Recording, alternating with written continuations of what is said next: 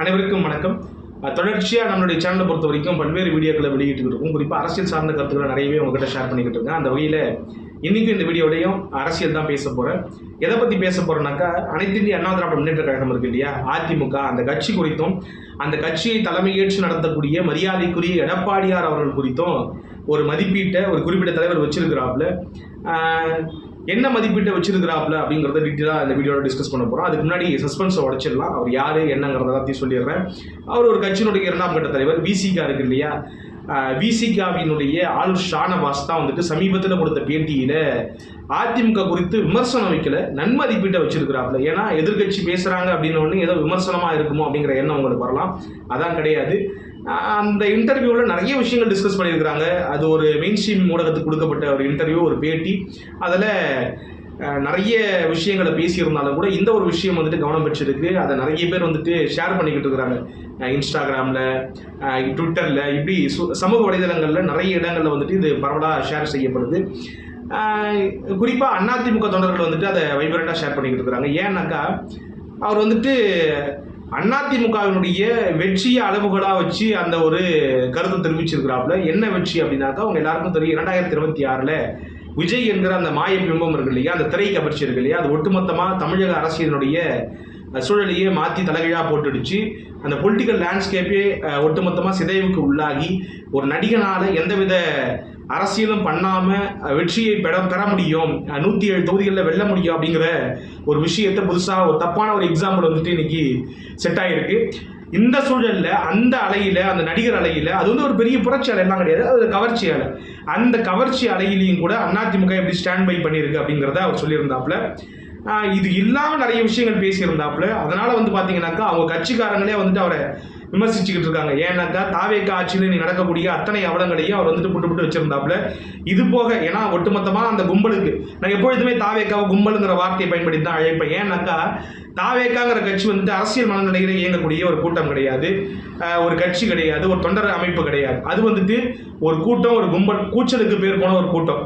அதாவது தங்களுடைய ஆஸ்தான் நடிகர் வந்துட்டு ஏதாவது படத்தில் நடிக்கிறாரு, அந்த படம் வெளியாக போகுதுனாக்கா அந்த படத்தை கொண்டாடக்கூடிய, லார்ஜர் தன் லைஃபாக எல்லா விஷயங்களையும் பார்க்கக்கூடிய, ஏன்னா அவங்க எல்லாருக்கும் தெரியும், விஜய் வந்து தன்னுடைய படங்களில் வந்துட்டு ஒரு 10 பேரை தூக்கி அடிப்பாப்புல, விசிட்டி அடிப்பாப்புல. அடையாறில் இருக்கக்கூடிய பிரிட்ஜில் இருந்து அண்ணா நகரில் இருக்கக்கூடிய ட்ரெயினுக்கு வந்துட்டு பரப்பாப்புல. இப்படி இந்த மாதிரியான விஷயங்களை பார்த்து வளர்ந்த அந்த கூட்டத்துக்கு வந்துட்டு அரசியல்லாம் என்னன்னு தெரியாது, சமூகம்னா என்னன்னு தெரியாது, செயல் திட்டங்கள்லாம் என்னன்னு தெரியாது, பாலிசி மேக்கிங்லாம் என்னன்னு தெரியாது, எதுவுமே தெரியாத ஒரு கூட்டம். நான் சொல்லிட்டு அந்த தொண்டர்களை மட்டும் சொல்லலை, இன்னைக்கு அமைச்சர்களாக இருக்கக்கூடிய அத்தனை பேருமே, ஏன்னா அவங்க பேர்லாம் பார்த்தாலே உங்களுக்கு தெரியும், தமிழன் பார்த்திபன், விஜய பாலாஜி, எல்லாரும் வந்து இந்த படத்தால் ஈர்க்கப்பட்டு அப்படியாக உருவான ஆட்கள் தான். அந்த ஆபத்தான ஒரு எக்கோசிஸ்டம் உங்களுக்கு தெரியும். அந்த கூட்டமும் என்ன பண்ணுதுனாக்கா, அந்த கூட்டம் எல்லாரையுமே கடிக்கும், போற வர எல்லாரையும் அத்தனை பேரையுமே கடிக்கக்கூடிய சூழலில் தாவேக்கா அரசு குறித்து விமர்சனம் நிறைய வந்துட்டு ஆளுநர் ஷானவாஸ் வச்சுட்டாரு அப்படின்னு உடனே கண்டமேனிக்கு கடிக்க ஆரம்பிச்சிட்டாங்க. உங்க எல்லாருக்கும் தெரியும், அவர் நிறைய விஷயங்கள் பேசியிருந்தாப்புல. என்னன்னாக்கா, மாநில உரிமைகள் வந்து இன்னைக்கு பறிபோய்கிட்டு இருக்கு. கிட்டத்தட்ட தமிழ்தாய் வாழ்த்தே வந்துட்டு இன்னைக்கு தமிழ்நாட்டில் எந்தவித பல்கலைக்கழகங்கள்லையும் அரசு விழாக்கள்லையும் பட்டமளிப்பு விழாக்கள்லையும் பாட முடியாத ஒரு சூழல் உருவாகி போயிருக்கு. அதற்கு கூட ஃபைட் பண்ணுறதுக்கு நெஞ்சுரம் இல்லாத ஒரு துணிச்சலற்ற, ஒரு தெம்பற்ற, திராணியற்ற கோழை அரசாங்கமா இன்னைக்கு தாவேக்கா இருக்குங்கிறத முதற்கொண்டு பல்வேறு விஷயங்களுக்கு இவங்க எதெல்லாம் கையெழுத்து போட்டிருக்காங்களோ உங்க எல்லாருக்கும் தெரியும். நீங்க ஆளுநர் ஷானவாஸ் பேசுறதே விட்டுருங்க, உங்களுக்கு தெரியாதா, இன்னைக்கு ஸ்வீஸ் அப்படிங்கிற ஒரு நிறுவனத்துக்கு ஒட்டுமொத்தமாக குடிநீர் வழங்கக்கூடிய உரிமையை அந்த ஒரு டெண்டரை வந்து தூக்கி கொடுத்து இன்னைக்கு சேலத்தில் தண்ணிக்கு கூட ஒரு தனியாரில் போய் நிற்கக்கூடிய ஒரு சூழலுக்கு நீங்கள் மக்கள் தள்ளப்பட்டிருக்கிறாங்க. இப்படிப்பட்ட அவலத்துக்கு எல்லாம் அவர் புட்டு வைக்கிறாப்புல. இதனால் வந்து பார்த்தீங்கன்னாக்கா அவருக்கு நிறைய விமர்சனங்கள் வந்துகிட்டு இருக்கு. ஏன் விசிகா காரங்களே விமர்சனம் பண்ணிக்கிட்டு இருக்காங்க, இவர் வந்துட்டு ஏன் அப்படிலாம் பேசிக்கிட்டு இருக்கா, அப்புறம் நம்ம கூட்டணியில் இருக்கமே அப்படிங்கிற மாதிரிலாம். கூட்டணியில் இருக்கிறோம் அப்படிங்கிறதுக்காகவே எல்லா விஷயத்தையும் சகிச்சுக்கிட்டு போக முடியாது. இப்போ திமுக, அதிமுக போன்ற கட்சிகள்லாம் வந்து தனித்த ஆட்சி அமைச்சிருந்தாலும் கூட அவங்களுக்கு வந்துட்டு ஒரு அச்சம் இருக்கும். எதில் இருக்கக்கூடிய கட்சி வந்துட்டு விமர்சனங்களை வைக்கிறப்ப அவங்க ஒரு கடிவாளமாக இருப்பாங்க, அதற்கு அச்சப்பட்டு வந்துட்டு ஒரு அரசாங்கத்தை நடத்துவாங்க. ஆனால் இனி இருக்கக்கூடிய தாவேக்கா அவருடைய மனநிலையே ரொம்ப ஆபத்தான மனநிலையாக இருக்குது. இனி நாம தான் 40 வருஷத்துக்கு நம்ம யாருக்கும் அஞ்ச வேண்டியதில்லை. ஒட்டுமொத்தமாக மக்கள் வந்துட்டு எல்லாத்தையும் நம்பி ஓட்டு போடுறாங்க, நம்ம பெரிய கூட்டத்தை வந்து செலவு பண்ணி வச்சிருக்கிறோம், மூல செலவு பண்ணி வச்சிருக்கிறோம் அப்படிங்கிற ஒரு மனநிலைக்கு போயிட்டாங்க. அதை ஒரிஜினலாக 70% நாங்கள் தான் அடுத்த எலெக்ஷன்லாம் வாங்க போகிறோம், எதிர்கட்சியே கிடையாதுன்னு பேசக்கூடிய அளவுக்கு இன்னைக்கு ஒரு ஆபத்தான கூட்டத்துக்கிட்ட தமிழ்நாடு மாட்டியிருக்கு அப்படிங்கிறதுல மாற்றுக்கிறது கிடையாது. அது குறித்து தான் நிறைய பேசியிருந்தார்.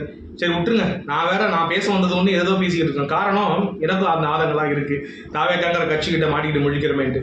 இதையெல்லாம் கடந்து வந்து அதிமுக குறித்து பேசியிருந்தாரு. அந்த அதிமுக குறித்து பேசுறப்ப தான் என்ன சொல்லியிருந்தாருனாக்கா, அதிமுகவுடைய வெற்றி நீங்கள் குறைவாக மதிப்பிடாதீங்க, திமுக பெற்ற வெற்றியை தாண்டியது அதிமுக வெற்றி அப்படிங்கிறது தான் அவருடைய பார்வையாக இருந்தது. அவர் அதை சொல்லாட்டியும் கூட, அதை வார்த்தைகளால் வெளிப்படுத்தாட்டியும் கூட அவர் என்ன சொன்னார்னாக்கா, இந்த நடிகர் அலையில், இந்த கவர்ச்சி அலையில், இந்த திரை பிம்ப மயக்கத்தில் எல்லோரும் வந்துட்டு விஜய்க்கு ஓட்டு போட்ட இந்த சூழல், எல்லோரும் கிடையாது, 35% பேர் ஓட்டு போடுறாங்க.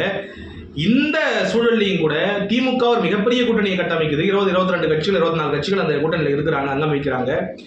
அதிமுக பாஜகங்கிற ஒரு ஃபேக்டரை தூக்கிக்கிட்டு பெரிய கூட்டணி இல்லாமல் பாட்டாளி மக்கள் கட்சிங்கிற ஒரு பெரிய கட்சி மட்டும்தான், அது வட மாவட்டங்களில் மட்டும் தான் அவங்களுக்கு செல்வாக்கு, அடர்த்தியாக இருக்கக்கூடிய இடங்கள்ல, குறிப்பிட்ட சமூக அடர்த்தியாக இருக்கக்கூடிய இடங்கள்ல. அப்போ அந்த ஒரு 60-70 தொகுதி தாண்டி வந்து பார்த்தீங்கன்னாக்கா அவங்களுக்கு பெரிய சப்போர்ட்லாம் கிடையாது. ஆனால் இந்த பக்கம் வந்து பார்த்தீங்கன்னாக்கா திமுக கூட்டணி பலம் வாய்ந்த கூட்டணியாக இருக்குது. திமுக கூட்டணி 72 தொகுதிகள் சம்திங் ஏதோ வெற்றி பெறுது. அதிமுக 52 தொகுதிகள், அதாவது 52 தொகுதிகளில் வந்து அதிமுக கூட்டணி வெற்றி பெறுது. அப்போ 2 பேருக்குமான இடைவெளிங்கிறது 20 தான். இது போக அதிமுக தனிப்பட்ட முறையில் 47 தொகுதிகளை வெல்லுது, திமுக 58 தொகுதிகளை வெல்லுது. ஆக இதுதான் சூழலாக இருக்குது. ஆக இதை வைத்து பார்க்கிறப்ப எந்தவித கூட்டணி பலமும் பெருசா இல்லாம இந்த நடிகர் அலையை மீறி அதிமுக ஜெயிக்குதுனாக்கா, அப்ப ஏதோ ஒரு வகையில வந்துட்டு அதிமுகங்கிற கட்சி பலமா இருக்கு அப்படிங்கிறத அவர் வந்துட்டு வெளிப்படுத்துறாப்புல.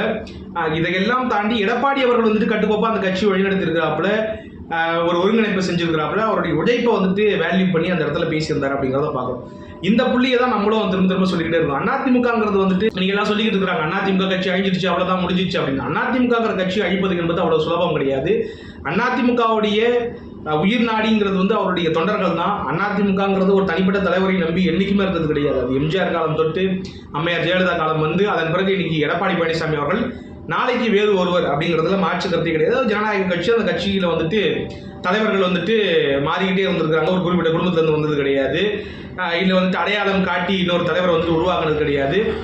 இப்படி இருக்கக்கூடிய சூழல்ல அதிமுகங்கிறது எப்படி சர்வைவ் ஆகிட்டு இருக்கு? இத்தனை பிரச்சனைகளை தாண்டி, இத்தனை பிளவுகளை தாண்டி கட்சி பல பிளவுகளாக வெளிப்படுத்தப்பட்டாலும் கூட அந்த தொண்டர்கள் ஒருங்கிணைப்புங்கிறது ஒருத்தர் கீழே, அந்த சின்னத்தின் கீழே, இரட்டைகளின் கீழே அதிமுகங்கிற பேர் எங்க இருக்குதோ அந்த எக்கோ சிஸ்டத்துக்கு தான் இருக்குது. ஏன்னா அந்த அதிமுகங்கிற அந்த பிராண்ட், அந்த அதிமுகங்கிற கட்சி இருக்கு இல்லையா, அந்த அமைப்பு தான் இந்த தமிழகத்தை இத்தனை ஆண்டு காலம் முன்னேற்றி இருக்கிறது அப்படிங்கிற புரிதல் வந்து அந்த தொண்டர்களுக்கு ஆழமாகவே இருக்குது. அதனால அதிமுக பக்கம் திரும்ப நின்றுகிட்டே இருந்திருக்காங்க. அந்த வகையில் எடப்பாடி பழனிசாமி அவர்கள் பக்கம் நின்று இந்த வெற்றியை சாத்தியப்படுத்தியிருக்கிறாங்க. 47 தொகுதிகளில் வெற்றி என்பது சாதாரண விஷயம் கிடையாது. இன்னைக்கு வெற்றி பெற்றவர்கள் பல பேர் வந்து துரோகிகளாக மாறி கேவலம் பணத்திற்காகவும் பதவிக்காகவும் வேறு சில ஆதாயங்களுக்காகவும் ஓடோடி கொண்டிருக்கக்கூடிய சூழலையும் கூட அதிமுகவினுடைய எதிர்காலம் என்னவாக இருக்குங்கிறத இவருடைய பேச்சு வந்துட்டு வெளிச்சம் போட்டு காட்டுது. இது சாதாரண விஷயம் கிடையாது. அவருடைய தலைமை குறித்து நமக்கு பல்வேறு விமர்சனங்கள் இருந்தாலும் கூட அப்படிங்கிற விமர்சனத்தை யார் வைக்கிறாருனாக்கா ஆளுஷ் ஷானவாஸ் அவர்கள் வைக்கிறாப்புல. இதையெல்லாம் தாண்டி பாஜகங்கிற ஃபேக்டரையும் தூக்கிக்கிட்டு வந்துட்டு அதிமுக ஓடி இருக்குது. அப்ப எடப்பாடி பழனிசாமி வந்துட்டு நீங்க சாதாரண ஆளா ஒரு லீடரா வந்து குறைவா இடப்படாதீங்க. அதிமுகவுக்கு பாஜக நெகட்டிவ் ஃபேக்டர்னு கேட்டீங்கன்னாக்கா, நானும் யோசிச்சேன். 2024 பாஜக தனித்து நின்றப்ப ஒரு குறிப்பிட்ட சதவீத வாக்குகளை பெற்றாங்க. ஆனா சட்டமன்றம் வரும் பொழுது, அதுவும் அதிமுக கூட சேரும் பொழுது பெருசா அதிமுகவுக்கு ஓட்டு ட்ரான்ஸ்ஃபரே ஆகலை. பெருசாலாம் கிடையாது, சுத்தமா ஓட்டு ட்ரான்ஸ்ஃபரே ஆகலை அப்படிங்கிறதா என்னுடைய பார்வையா இருக்குது. பாஜகவினுடைய ஓட்டுகள் அல்லது அண்ணாமலைக்கு இருந்த அந்த ஃபேண்டம் இருக்குல்ல, அது எல்லாமே வந்துட்டு விஜய்க்கான ஓட்டுகளாவோ இல்லை மற்ற வேறு சில கட்சிகளுக்கான ஓட்டுகளாவோ தான் மாறி இருந்தது. அதிமுகவுக்கு பெரிய அளவுக்கு பிரோஜனத்தை தரல. ரெண்டாவது, பாஜகங்கிற ஃபேக்டரி ஏதோ ஒரு வகையில் வந்துட்டு நெகட்டிவ் ஃபேக்டர் தான் தமிழ்நாட்டில் இருக்குது. அதை சுமந்ததால 10 பைசாக்கு பிரோஜனம் இல்லை. மேபி அது இல்லாமல் ஃபேஸ் பண்ணியிருந்தா நமக்கு லாபமா நட்டமானு தெரியல. ஆனால் பாஜகவுடன் பயணித்ததால ஏதாவது லாபம் கிடைத்திருக்கிறதா இந்த தேர்தலில் கேட்டீங்கன்னாக்கா ஒன்றுமே கிடையாது. No vote transfer. பாஜகவால் இந்த தொகுதியில் நம்ம வெற்றி பெற்றோம் அப்படின்னு சொல்றதுக்கு எதுவுமே கிடையாது. பாஜக எங்கெல்லாம் ஸ்ட்ராங்காக இருக்கும், சவுத் சென்னையில் ஸ்ட்ராங்காக இருக்கும், நகர பகுதிகளில் கோயம்புத்தூர் போன்ற பகுதிகளில் ஸ்ட்ராங்காக இருக்கும். இங்கே எங்கேயுமே வந்து பார்த்தீங்கன்னாக்கா அதிமுகவுக்கு பெருசாக வெற்றிங்கிறதே கிடைக்கல. பட் பாட்டாளி மக்கள் கட்சி பியூட்டிஃபுல்லாக வந்துட்டு அதிமுகவுக்கு ஒர்க் அவுட் ஆகியிருந்தது. நல்லாவே வந்துட்டு ஓட் ட்ரான்ஸ்ஃபர் பண்ணியிருந்தாங்க. அதனால பாட்டாளி மக்கள் கட்சி ஓரளவுக்கு வந்துட்டு சப்போர்ட்டாக இருந்தாங்க அப்படிங்கிறது. அதே போல பாட்டாளி மக்கள் கட்சி வெற்றி பெறுவதற்கு அதிமுக உதவி இருக்குது. அதிமுக தான் பிரைமரி பார்ட்னர், பெரிய கட்சி. அதிமுக யாரும் இல்லாமல் நின்றிருந்தாலும் கூட சட்டமன்ற தேர்தலில் அதிமுகவில் என்னை பொறுத்த வரைக்கும் இந்த வெற்றிக்கு பிறகாக என்னுடைய கணிப்பு என்னவா இருக்குனாக்கா, யாருமே எந்த கூட்டணியும் இல்லாமல் இருந்தா கூட குறைந்தபட்சம் ஒரு 30 தொகுதிகளில் அதிமுக வென்றிருக்கும். மேபி இந்த கூட்டணி இதெல்லாம் ஹெல்ப்போட பார்த்தீங்கன்னாக்கா ஒரு 47 தொகுதிகளில் வெஞ்சிருக்கு. அப்போ ஆர் ஷானவாஸ் என்ன சொல்ல வர்றாருனாக்கா இதுதான் குறிப்பிடுறாப்புல. அதிமுகங்கிற கட்சி பாஜகங்கிற நெகட்டிவ் ஃபேக்டர் தூக்கிக்கிட்டு திமுக மாதிரியான பெரிய கூட்டணிக்கு இல்லாமல் நடிகர் அலையெல்லாம் தாண்டி இத்தனை தொகுதிகளை பெறுதுனாக்கா நெவர் எவர் அண்டர் எஸ்டிமேட் ஏடிஎம்கேங்கிறதா. நம்மளும் அதான் சொல்கிறோம். எப்பொழுதுமே அதிமுக அண்டர் எஸ்டிமேட் பண்ணாதீங்க. அதிமுக என்னைக்கு வேணாலும் ரிவைவ் வந்துருச்சுனாக்கா அதிமுகங்கிறது மக்கள் சக்தி. அது வந்துட்டு அந்த மக்கள் சக்தி வந்துட்டு திரும்ப எழுந்துச்சு வரும் பொழுது மிகப்பெரிய பலம் கொண்ட சக்தியாக தான் எழுந்துச்சு வரும். இந்த கட்சிகள்லாம் இடையில வந்துட்டு போற ஊசலாட்ட கட்சிகள், இந்த தாவேக்காலம் நாளைக்கு மக்கள் நம்பிக்கை இழக்கிறப்ப நிச்சயமா இன்னைக்கு நம்பிக்கை இழந்துட்டாங்க, அது ஒரு அவல கட்சிங்கிறது தெரிஞ்சு போச்சு. அதனால எல்லோருடைய ஆப்ஷனும் என்னவா இருந்தாக்கா அதிமுகவா தான் இருக்கும். அதனால அதிமுக அழிஞ்சிரும், இல்ல அதிமுக அழிச்சுலாம் நினைக்கக்கூடிய ஆட்களுக்குலாம் ஆர் ஷானவாஸே பதில் கொடுத்துருக்காப்ல. ஆர் ஷானவாஸ் வெளிப்படுத்திருக்கக்கூடிய இந்த கருத்து கொடுத்து உங்களுடைய பார்வை என்னவா இருக்குங்கிறத கமெண்ட் பாக்ஸ் சொல்லிட்டு போங்க. Tata bye.